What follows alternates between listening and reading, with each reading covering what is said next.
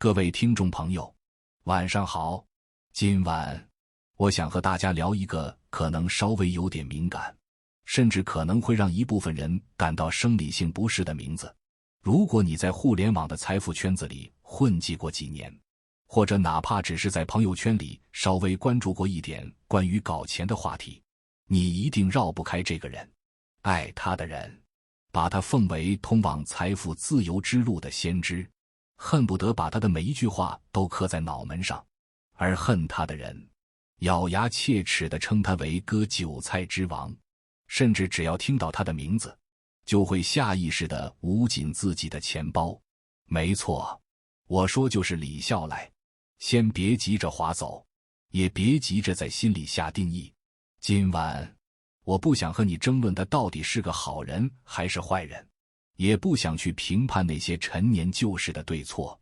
我想邀请你，哪怕暂时放下心中那杆道德的秤，和我一起在这个安静的夜晚，拨开那些喧嚣的争议，拨开录音门的粗俗，甚至拨开那个所谓的比特币首富的光环，去真正看一眼这个被无数人唾骂又被无数人追随的男人，他的大脑深处到底装着怎样一套关于财富和人生的底层代码。故事得从很多年前说起，大家还记得2018年吗？那一年对于李笑来来说无疑是毁灭性的一年。一段长达50分钟的私下谈话录音，像一颗深水炸弹，在互联网上炸开了锅。在那段录音里，那个平时在专栏里温文尔雅教导大家要做时间的朋友的李笑来不见了，取而代之的是一个满嘴脏话、语气狂妄的江湖大佬。那句著名的傻逼的共识也是共识，还有那句更刺耳的韭菜吗？不割白不割，瞬间击碎了无数粉丝的信仰。一夜之间，神坛崩塌，追捧变成了质问，崇拜变成了愤怒。我也在那个吃瓜的人群里。说实话，当时听完那段录音，我的第一反应也是震惊，继而是深深的失望。我觉得自己被骗了，觉得自己像个傻子一样，被人卖了还在帮人数钱。但是随着时间的推移，当那种被冒犯的愤怒逐渐冷却下来之后，我开始反问自己一个问题：抛开他的人品不谈，抛开他说话的方式不谈，为什么偏偏是他？为什么在2011年，当比特币还只是极客圈子里一个没人看得懂的电子玩具，当绝大多数人，包括你我在内，连听都没听说过这个词的时候，他就能看懂这背后的技术逻辑？更重要的是，他不仅看懂了，他还敢动手。我想请大家把时钟拨回到2011年，那时候的比特币最高价格也就$30一个。现在的年轻人可能无法想象那时候的氛围，没有交易所，没有 K 线图，没有铺天盖地的媒体报道，你买它就像是把钱扔进一个黑洞里，还要面对身边所有人关爱智障一样的眼神。但是李笑来做了什么？他在做足了功课之后，卖掉了一部分美股，注意，是美股，那是当时最优质的资产之一，然后毫不犹豫地买入了2100个比特币。后来的故事大家都知道了，从$30到2017年的$2万，再到2021年的$6.9万，甚至在2025年冲破了$12万的大关。这是一个什么概念？这是一个足以让任何一个普通人从社会的底层直接弹射到财富金字塔顶端的涨幅。很多人说李笑来是运气好，是踩了狗屎运，真的只是运气吗？如果你仔细去翻阅他在2011年、2012年写的博客，你会惊讶地发现，他当时对于区块链技术的理解，对于去中心化货币的预判，甚至对于未来世界经济格局的推演，即使放在10几年后的今天看，依然是精准得可怕。这就是让我最着迷也最痛苦的地方。我们常说认知变现，但这4个字往往被我们说轻了。我们总以为认知就是多读2本书，多知道几个名词，但李笑来的经历像一记响亮的耳光打在我们脸上。真正的认知是你能看见别人看不见的未来，并且这才是最关键的，你敢于在那个未来到来之前就把你的全部身家性命压在那个只有你看见的未来上。这种认知领先，这种在迷雾中笃定前行的能力，难道不值得我们抛开对个人的成见，去好好研究一下吗？带着这份好奇，或者说带着一份想要偷师的私心，我做了一个在旁人看来简直是疯了的决定。那是2016年的9月，李笑来在得到 App 上开设了通往财富自由之路的专栏。当时他提出了一个近乎变态的要求，阅读文章要只字不差。大部分人，包括我身边的朋友，对此嗤之以鼻。大家都是成年人了，谁还不会看书？谁还有时间像小学生一样逐字逐句的读？但我不知道哪根筋搭错了，也许是生活真的把我逼到了墙角，也许是我太渴望改变了。我决定不仅要只字不差的读，我还要把它全部敲出来。是的，你没听错，用键盘一个字一个字的把他的专栏文章连同那些精彩的读者留言全部重打一遍。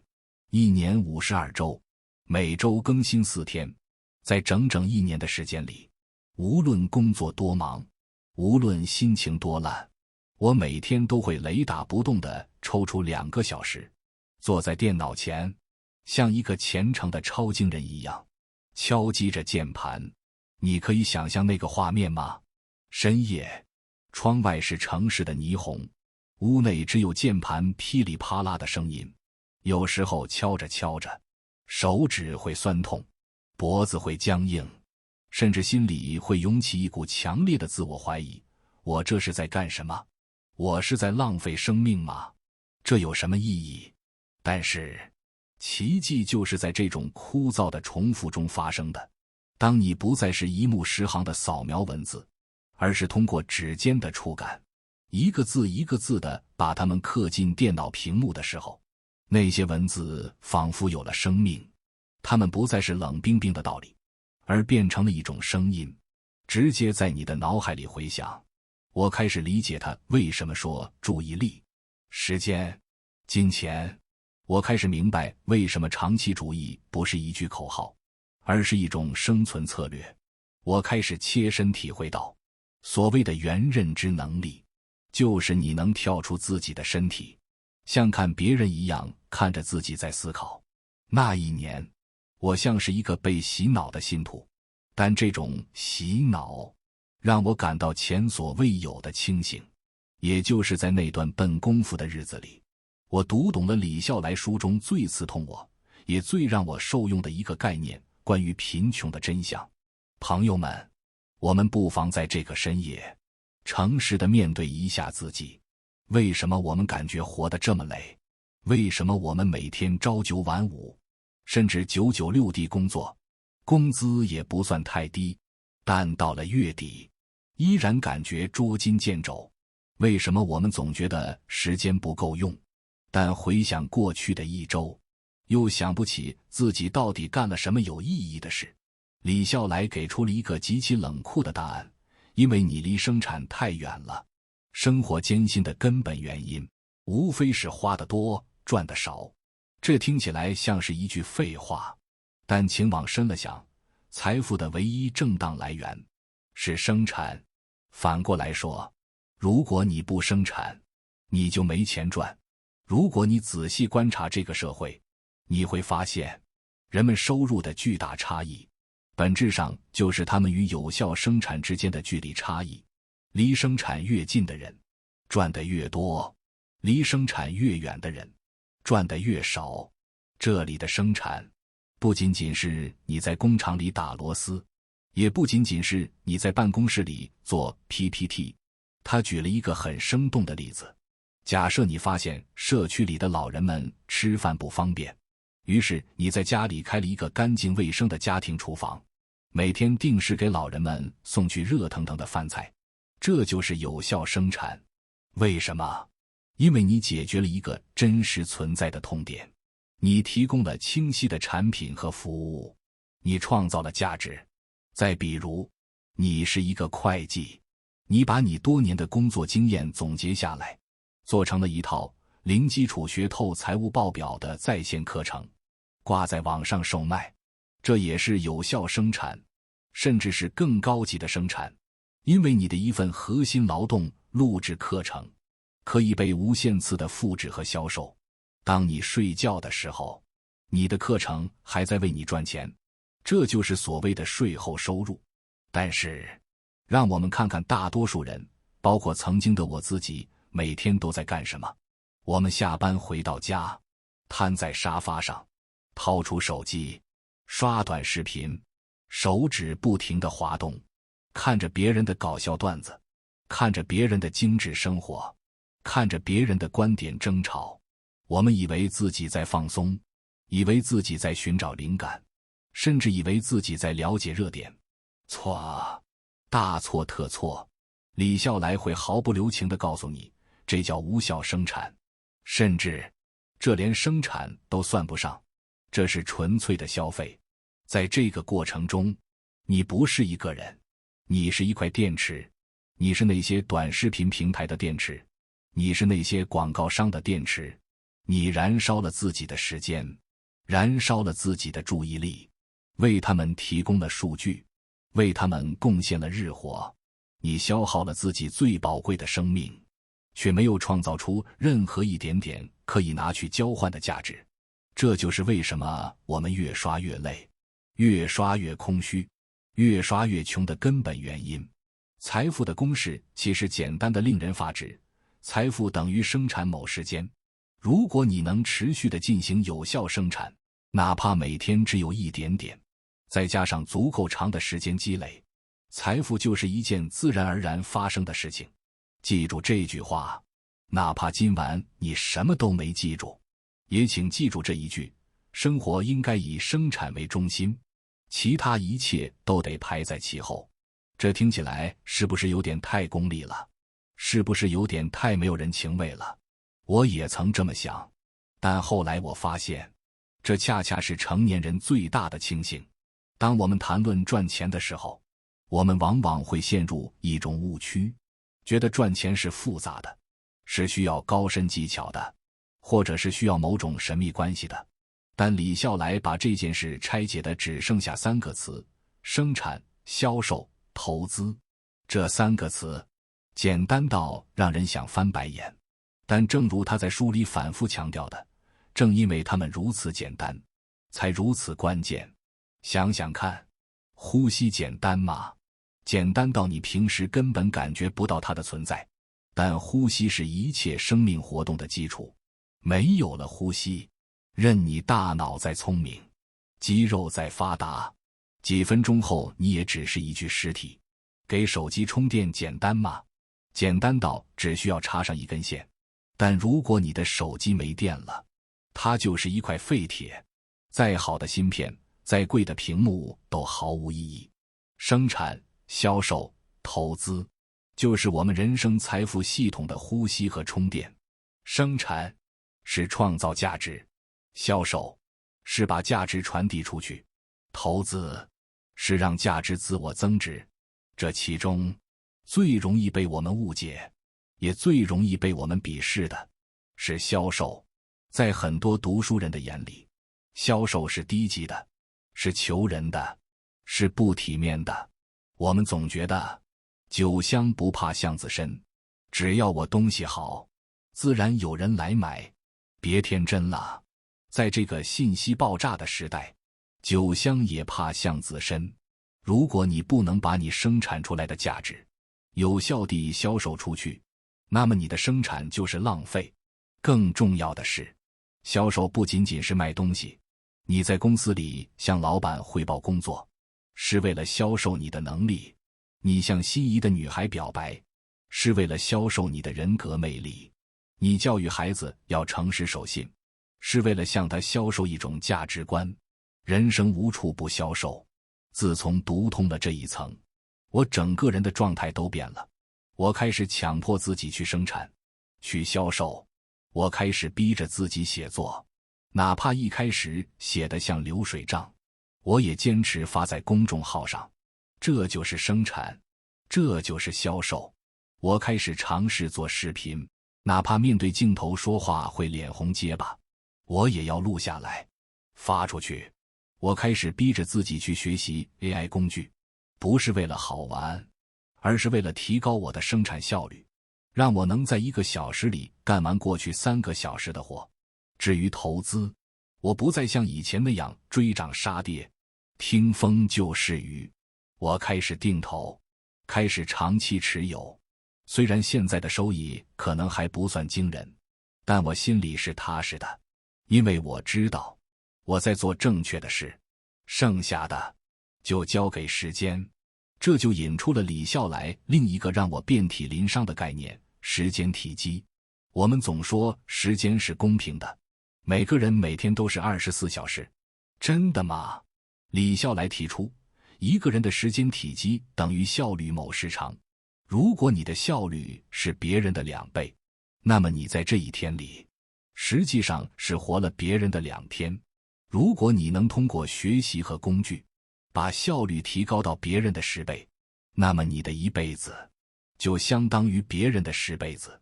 这就是为什么人与人之间的差距会大到像物种与物种之间的差距。那么，如何提高效率？如何拉长我们的时间体积？答案又回到了那个老生常谈的词——自学。但是，请注意，这里的自学不是让你去背单词，不是让你去考证。李笑来把自学拆解成了4个步骤，缺一不可：学、练、用、造。很多人，包括以前的我，都死在了第1步。我们买了书，报了课，听得热血沸腾，觉得自己懂了。然后呢？然后就没有然后了。我们只做到了学，却从来没有去练，更没有去用，更别提去造出什么新东西了。这就像你学游泳，你在岸上把游泳的理论背得滚瓜烂熟，把姿势分析得头头是道，但你从来不下水，结果就是你依然是个旱鸭子。只学不用是最大的浪费。这句话像鞭子一样抽在我身上。回想过去，我买了多少书是在书架上吃灰的，我收藏了多少干货文章是再也没打开过的，我报了多少网课是听了一半就放弃的。这些不是知识，这些是我的知识焦虑，是我的安慰剂。